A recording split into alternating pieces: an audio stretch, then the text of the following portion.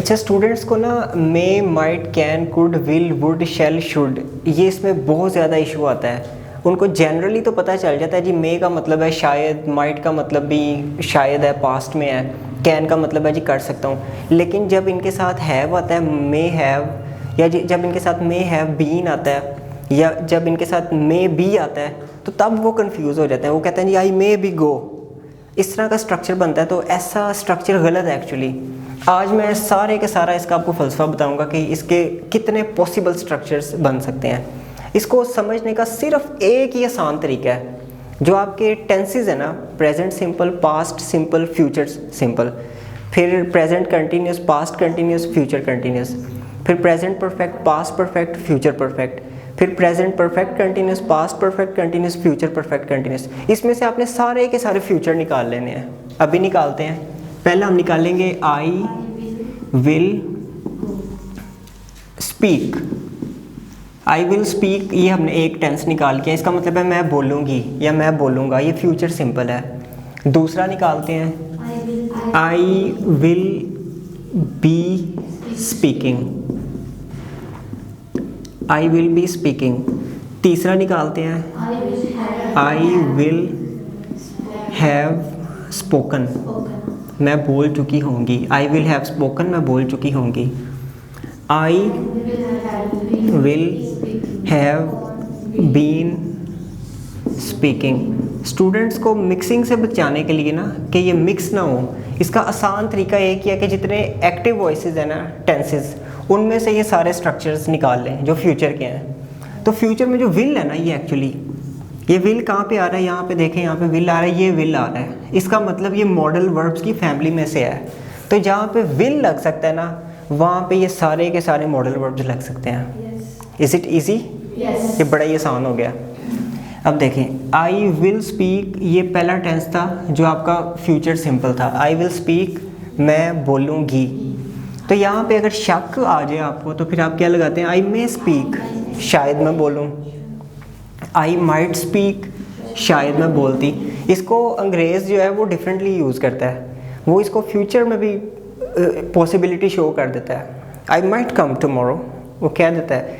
Issue ये नहीं है। अभी आपने जनरली पाकिस्तान के स्टूडेंट्स, आप इसको पाकिस्तानी कॉन्टेक्स्ट में अंडरस्टैंड करें, अपने तर्जमे के एतबार से अंडरस्टैंड कर लें। बाद में डेवलपमेंट आती जाती है स्ट्रक्चर्स में, जब आप लैंग्वेज को स्टडी करते हैं तो उसमें डेप्थ आती जाती है।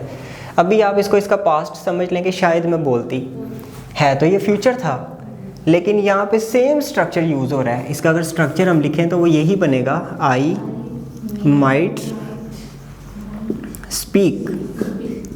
कोई बी नहीं लगा, कोई कुछ नहीं लगा, कोई स्पीकिंग नहीं लगा, कुछ भी नहीं लगा। अभी आप सिर्फ इस पैटर्न पे चल रहे हैं, यानी कि अगर आपको फ्यूचर सिंपल टेंस आ गया तो आपको ये सारे के सारे यहाँ पे लगाने आ जाएंगे अभी अभी। उसके बाद आई कैन स्पीक, मैं बोल सकती हूँ।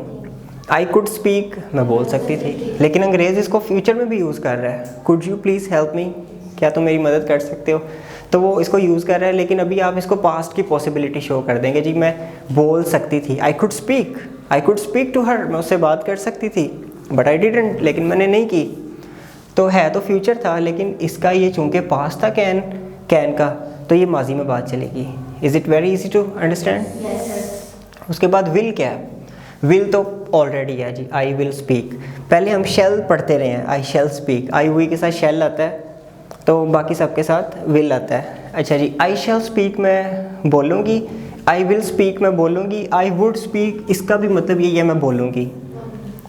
इसका कॉन्टेक्स्ट क्या है बच्चे को? इसका कॉन्टेक्स्ट हम बाद में समझा सकते हैं कि बेटा जब पास्ट में आप फ्यूचर की बात कर रहे हो कि जी आपने फैसला किया कि आप बोलोगे, you thought you would speak, you planned you would speak, you decided you would speak, you said you would speak, तो वो फ्यूचर में बात चली जाएगी।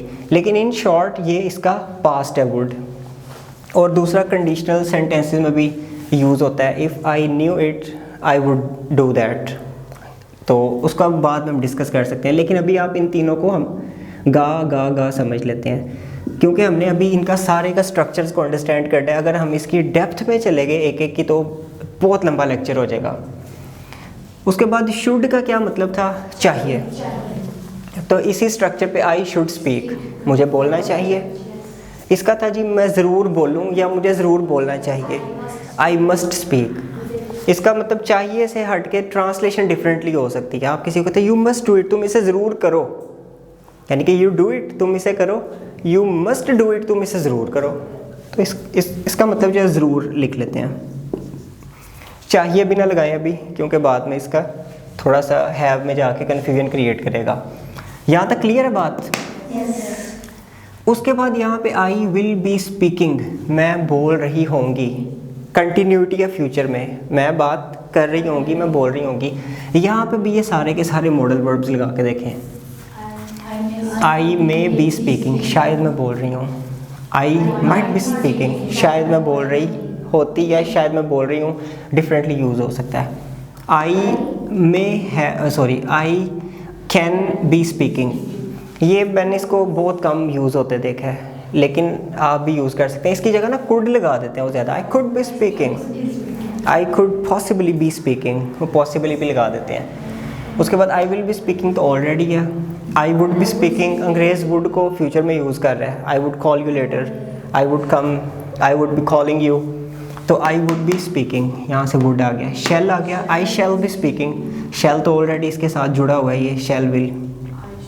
आई शुड बी स्पीकिंग, मुझे बोल रहे होना चाहिए, यानी कि कंटिन्यूटी है और उसमें भी चाहिए का मतलब शामिल हो गया, मिलावट हो रही है यहाँ पे दो कॉन्सेप्ट्स की। आई मस्ट बी स्पीकिंग, मुझे ज़रूर बोल रहे होना चाहिए। अब यहाँ तक बात हमें क्लियर होगी।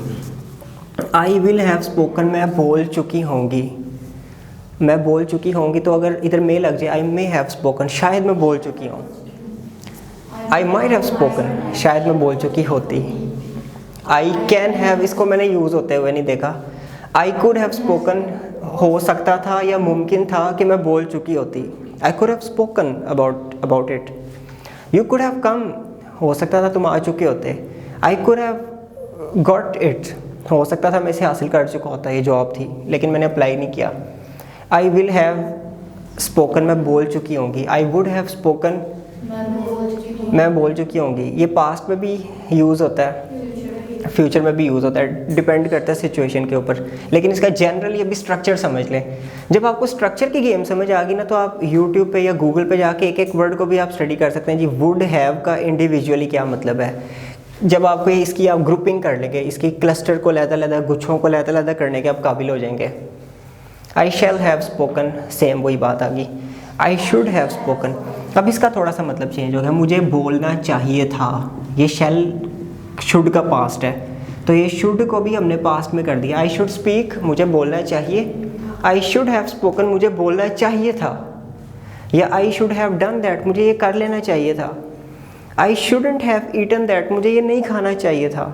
इससे प्रॉब्लम हो गई है, मुझे बोलना चाहिए था। आई शुड हैव स्पोकन और आई मस्ट हैव स्पोकन, इसका मतलब है मैं ज़रूर बोला होऊंगा। ये थोड़ा सा चेंज है। जैसे आप किसी को वो टॉन्ट करते हैं ना कि तुमने ये ज़रूर किया होगा, मतलब बच्चे को कुट पड़ जाती है आते ही टीचर से, तो घर जाके रोता है, तो माँ कहती तुमने ज़रूर शरारत की होगी, you must have done that, तुमने ज़रूर ये किया होगा। तो आसान मैं आपको बताता हूँ, यू हैव स्पोकन, इसका क्या मतलब है, तुम बोल चुके हो। इसमें मस्ट लगाए, यू मस्ट हैव स्पोकन, तुम ज़रूर बोल चुके हो। कैसा, तुम ज़रूर बोल चुके हो, तो ये पास्ट में चली गई बात, यानी कि पास्ट का मतलब है रिसेंट प्रेजेंट है, अभी अभी हुआ है। You must have done it, तुमने ज़रूर किया होगा। इसका मतलब ये ना करें कि तुम्हें ज़रूर करना चाहिए, वो आप यहाँ पे कर लें। यू शुड डू इट, तुम्हें ज़रूर करना चाहिए। या you must have done that, तो you should have done that, तुमने ज़रूर किया होगा। या यू मस्ट हैव स्पोकन, तुम्हें ज़रूर करना चाहिए था, नहीं तुमने ज़रूर किया होगा। ये थोड़ा सा ये आपको यहाँ पे कंफ्यूज कर देता है। लेकिन जो ट्रांसलेट करते हैं ना हमारे पाकिस्तान में, वो इसको शुड के साथ ही जोड़ देते हैं। वो कहते हैं जी तुम्हें ज़रूर करना चाहिए था, ठीक है, वो थोड़ा सा कॉन्टेक्स्ट चेंज हो जाता है। अभी हम यहाँ पे आ जाते हैं। I will have been speaking since morning कर लेते हैं ताकि आपको थोड़ा सा अंडरस्टैंड हो जाए। तुम सुबह से बोल रहे होगे।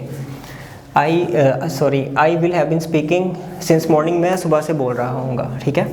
अब यहाँ पे भी लगाएं ज़रा मैं, I may have been speaking, शायद मैं सुबह से बोल रहा हूँ। I might have been speaking, शायद मैं सुबह से बोल रहा था।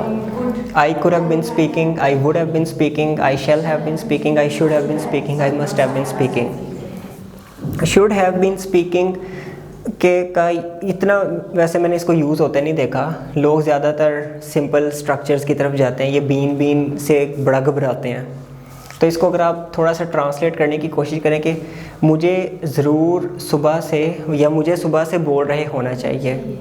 आई should have been speaking since morning, वैसे वो शुड भी लगा लेते हैं, आई शुड बी स्पीकिंग, आगे सिंस मॉर्निंग भी लोग लगा लेते हैं। उसके बाद I must have been speaking since morning, मैं ज़रूर सुबह से बोल रहा होऊंगा, यानी कि वो वही चीज़ आ गई, तुमने ये ज़रूर किया होगा, तो तुम ज़रूर सुबह से बातें कर रहे होगे, इसलिए तुमने अपना काम नहीं किया। You must have been doing something, या you must have been talking, that's why you did not complete your work. Is it easy to understand? उसके बाद जो पैसिव वॉइसेस थे उसके बीच भी वो आता था ना, वो मैंने लास्ट लेक्चर में भी डिस्कस किया था, लेकिन मैं इसके साथ फिर भी जोड़ देता हूँ। पैसिव वॉइसेस हमारे पास क्या थे? एप्पल्स विल बी ईटन, ये भी फ्यूचर था। और उसके बाद था apples will have been eaten, will be being eaten ये यूज़ नहीं था होता, विल हैव बीन ईटन। तो ये जो ईटन आ रहा है यहाँ पे, इसके साथ भी यहाँ पे हम विल में सारे मॉडल वर्ब्स लगा सकते हैं। एप्पल्स मे बी ईटन, शायद सेब खाए जाए। एप्पल्स कैन बी ईटन, सेब खाए जा सकते हैं। एप्पल्स विल बी ईटन खाए जाएंगे, शैल बी ईटन खाए जाएंगे, शुड बी ईटन खाए जाने चाहिए, वुड बी ईटन खाए जाएंगे, मस्ट बी ईटन ज़रूर खाए जाएंगे या ज़रूर खाए जाने चाहिए। अच्छा जी, apples will have been eaten, apples may have been eaten, apples might have been eaten, apples could have been eaten, apples should have been eaten, apples must have been eaten. तो ये एक्चुअली सारी की सारी ये philosophy है modal verbs की, जिसको मैंने कोई 12 मिनट में कवर अप कर दिया। I hope you enjoyed the lecture. If you like the video, please share with your friends. Take care. Allah Hafiz.